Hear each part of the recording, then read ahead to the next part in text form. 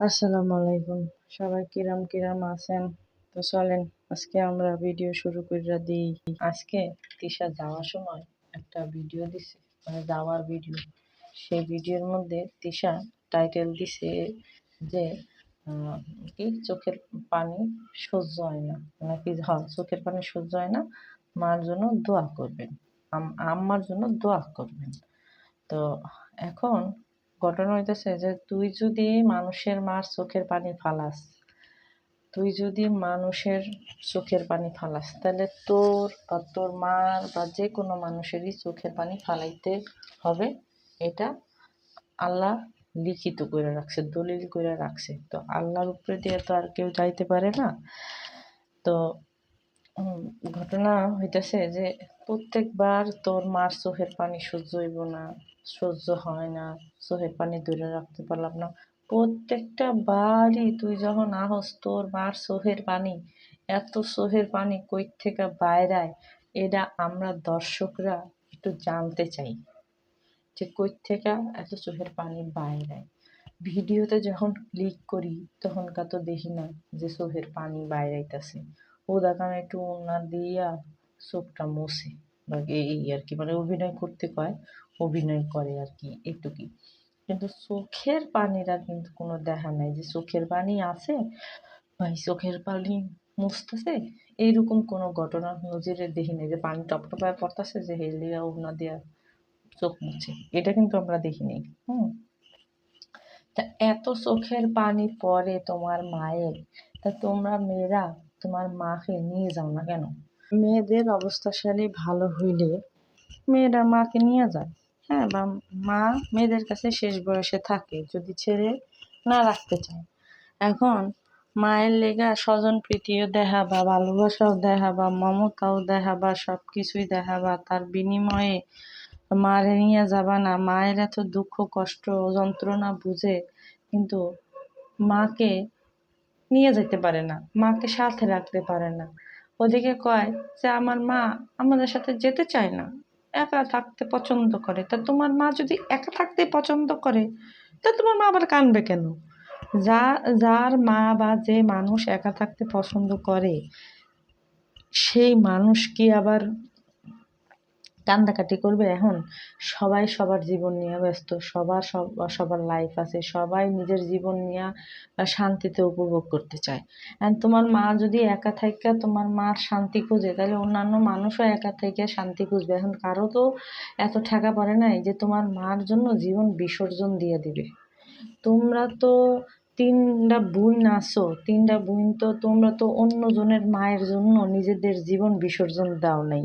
সেটার প্রমাণ হইতেছে গিয়া তুমি নিজেই। তিশা কিন্তু নিজেই হইতেছে গিয়া বড় প্রমাণ যে কারো মায়ের জন্য তার নিজের জীবন বিসর্জন দেয় নাই। তার মেয়েটাদের যে বানাইছে তার মেয়েটাও কিন্তু সেম কোয়ালিটির। মানে পরের মার জন্য কিন্তু নিজের জীবন বিসর্জন দেয় নাই। এর জন্য দেখেন আপনারা ঢাকায় কিন্তু গিয়ে ফ্ল্যাট বুকিং দিয়ে আসছে। তো তিশা নিজেও কিন্তু আরেকজনের মার জন্য করে নাই, জীবন কি বলে ওটাকে স্যাক্রিফাইস করে নাই। স্যাক্রিফাইস করলে অসুস্থ মহিলারে রাইখা আইসা এরকম নাচাগানি করতে পারতো না, বা অসুস্থ মহিলার উপরে এতটা অমানবিক নির্যাতন করতে পারতো না। তার যে দুইটা বোন আছে, দুইটা বোনও কিন্তু সেম সেম কোয়ালিটির। হ্যাঁ, কেউ কিন্তু কারো মায়ের জন্য বসে থাকে না। তাইলে তো তোমার মার জন্য কেউ বসে থাকবে না। তুমি যার জন্য যতটুকু করবা তোমার জন্য সেও ততটুকুই করবে বা তার থেকে কম করবে তার সামর্থ্য অনুযায়ী। এখন তুমি শুধু তোমার মারটা চাও, মারটা চাও, মারটা চাও, পরের মারটা চাও না কেন? পরের মার কি করছিল? হ্যাঁ। আর এই এই যে এই দুঃখ কষ্ট যন্ত্রণা খালি তিশা আইলেই উতলায় ওঠে, আর কোনো সময় কিন্তু উতলায় ওঠে না। তিশা দেখছেন খালি মায়ের দুঃখ কষ্ট বুঝে, মায়ের বেদনা বুঝে। ওদিকে মায়ের যে কাম করতে করতে করতে করতে মার যে মানে শরীরের জ্বালা যন্ত্রণা উঠে যায়, সেটা তারা বুঝে না। তারা ওই দেখে তার মা তো না করবেই, মারা তো না করে কাজ করতে না। তো তোমরা যদি বলো যে না আমাদের কাজ, আমাদের কোনো কিছু তোমার করতে হবে না, সেটা তো না। নিজের ঘরেও যেমনি করে থাকো কাজ করো না, ওই বুড়া মার উপরেও এরকম অত্যাচার করো। তুমি নিজেই তোমার মায়ের উপরে অত্যাচার, অমানবিক নির্যাতন করো, সেখানে যে তার কোথাকার কোন কি হইয়া গেছে গা। হুম। আজকে দেশি কুত্তা কইতাছে, হে দিশা দিশা, হে দিশা দিশা, এখানে তো ভালো ঠান্ডা আছে, ঠান্ডা লেগে গেল গা। তা আমাগো হেনে গরম দিনেও গরম, ঠান্ডা দিনেও গরম, তা এখানেই বাড়ি করে হালাও গা। তিশা গো মা গো, মানে তিশা তো একটু রিসেস ছাড়া কোনো কথা কয় না, ওই যে দেশি কুত্তা ডাকতেছে। তো পরে কইতাছে, কয় যে তিশা যখন রিসার্চ করছে, কয় তাহলে বাপ্পি কয় যে কয় জাগা কি, তিশা কইতেছে যে কি জানি দূর বাল বুইলা গেলাম। তিশা কইতেছে, কয় যে খালি মুখে না কইয়া আগে জাগা রাখে তারপরে কও। পরে গিয়া বাপ্পি কয় তাহলে জাগা রাহো, জাগা রাহো। হ্যাঁ, বাপ্পি অনুমতি দেয় যে জাগা রাহো। পরে তিশা কয় যে জাগা আমার খুশি করার লেগে হইলেও তো কিছু কইছে।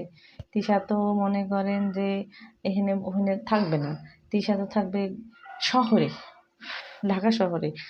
আর ওই যে পাবনা, ওই পাবনা তো মনে করেন যে বাপ্পি ওইখানে ইয়া করছে, দোতলা বিল্ডিং করছিল যাতে কইরা পরবর্তী সময়ে যখন ওই বাড়িটা সরকারে নিজেদের ইয়াতে নিয়ে নিবে, মানে নিজেদের কাজের জন্য নিয়ে নিবে, তখন তো ভালো একটা অ্যামাউন্টের টাকা দিবে। আপনারা তো জানেন যে যে জায়গা সরকার পছন্দ করে ফেলে সেই জায়গা যত দাম হোক না কেন, দাম দিয়ে ন্যায্য দাম দিয়ে তারপরে নেয়।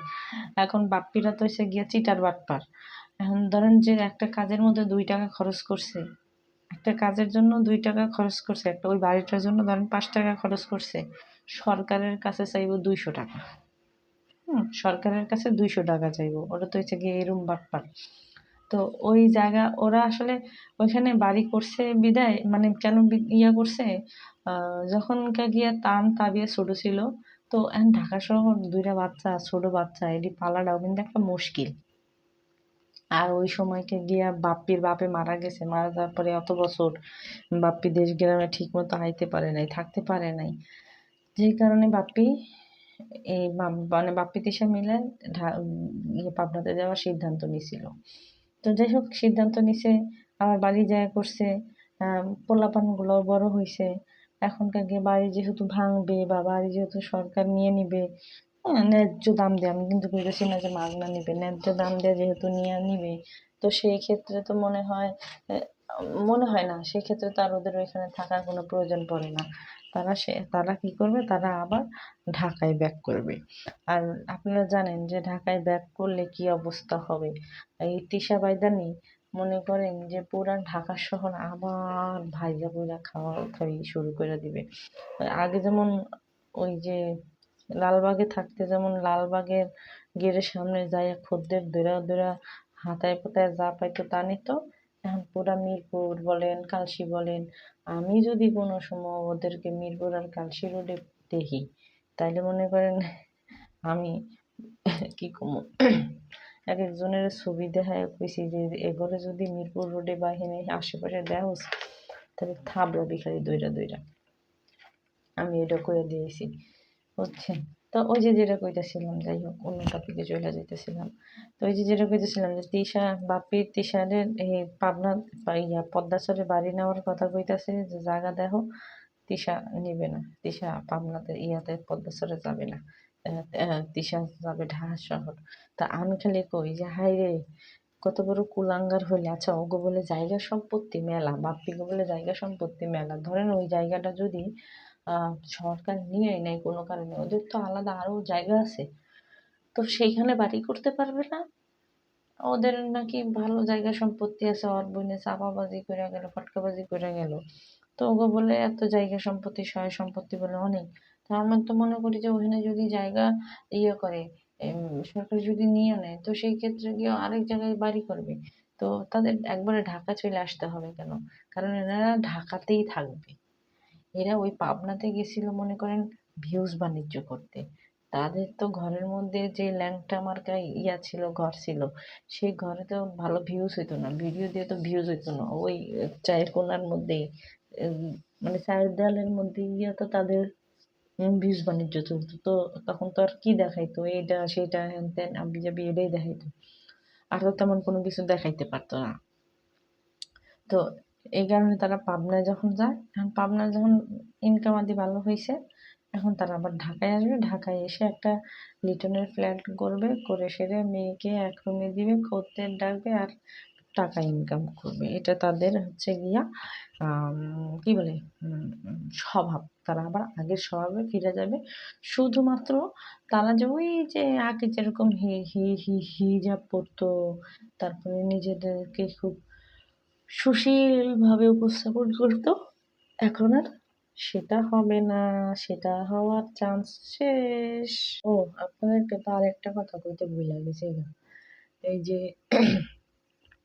তানু মণ্ডল সহকারে যে ঢাকায় আইছিল, কয়েকটা কারণে ঢাকায় আইছিল, তার মধ্যে শপিং করা বাকি ছিল। তারপরে গিয়ে আবার এই যে অনুষ্ঠান করবে, সেই অনুষ্ঠানের দাওয়াত দেওয়া বাকি ছিল।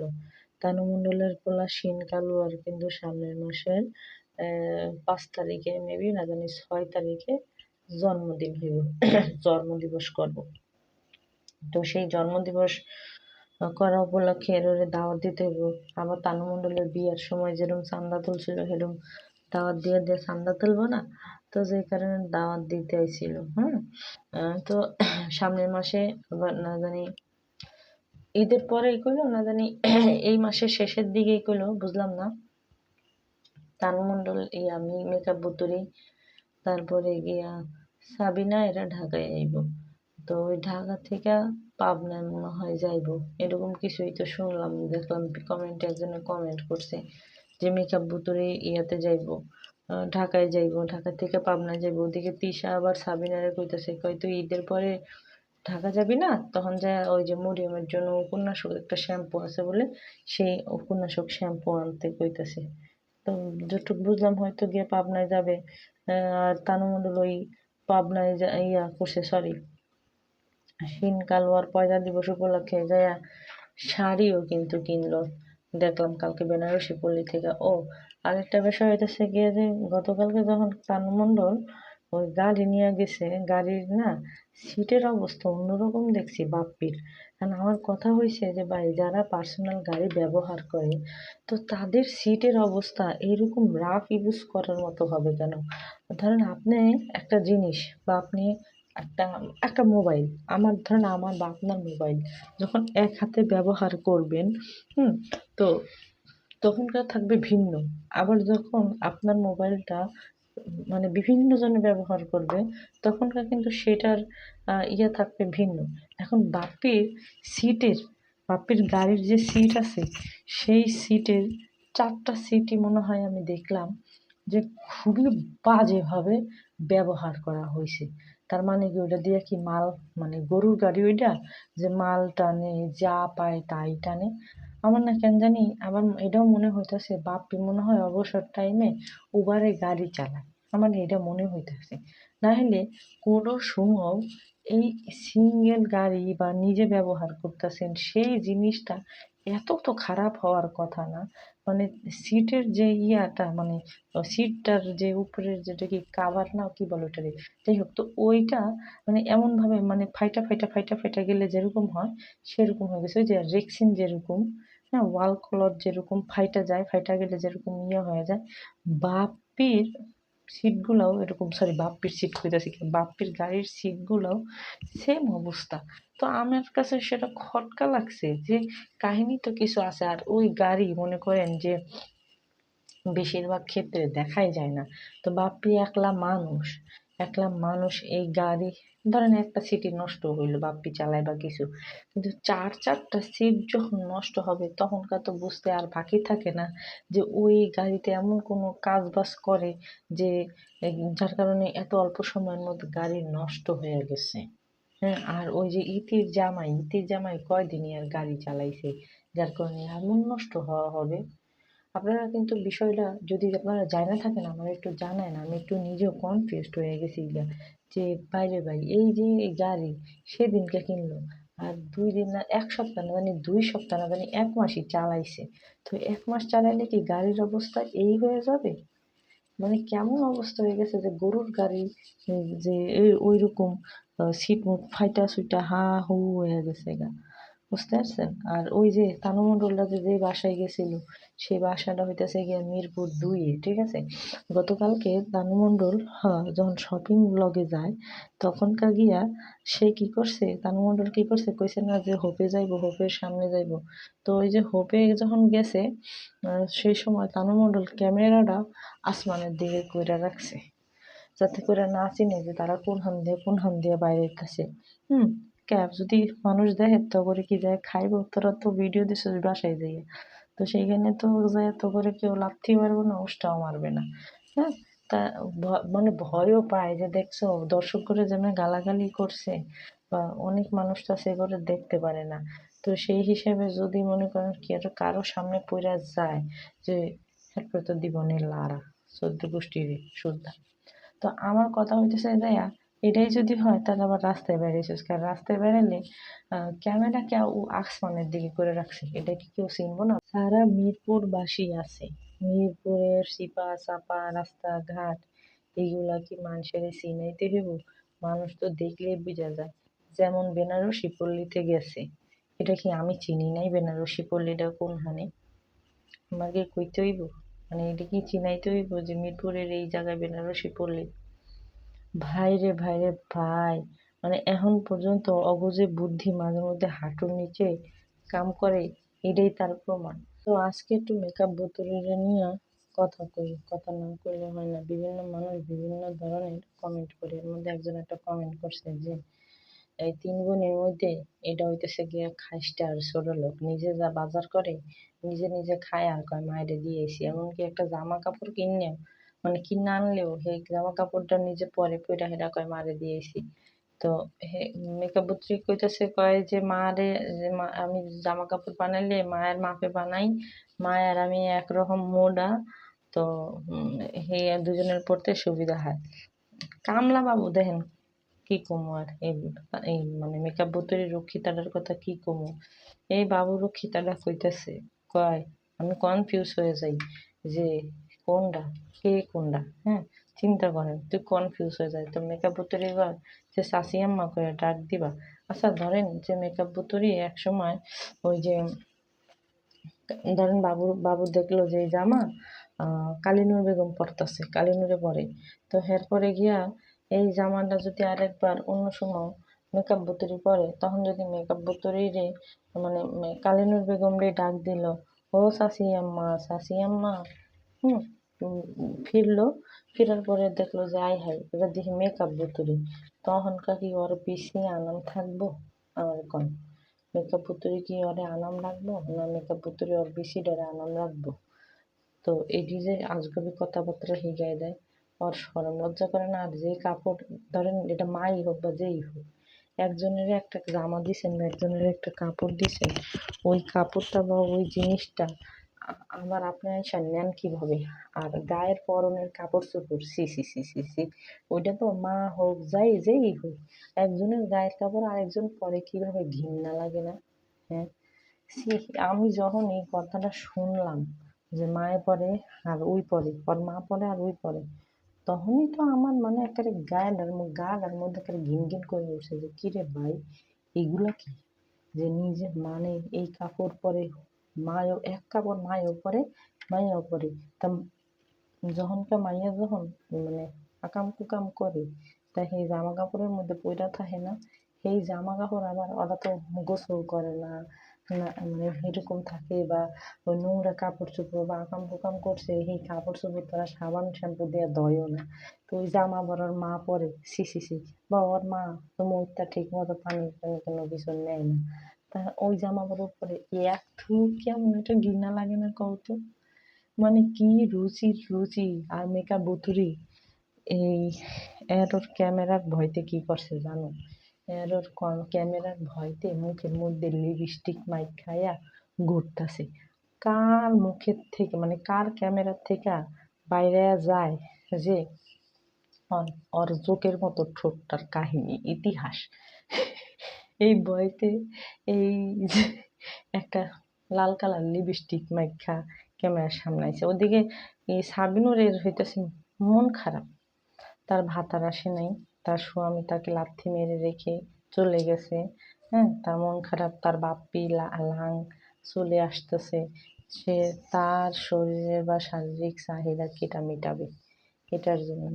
তো সামনের মাসে যখন ওই যে ইয়ার পোলার কি বলে তিশার পোলার বলে দরু তানজিলার তানিয়ার পোলার যে যাইব পয়লা দিবস পালন করতে, তখনকার গিয়া বাপ্পি যত মনের খাওয়াজ আছে দুঃখ আছে সব মিটাই দিবনি।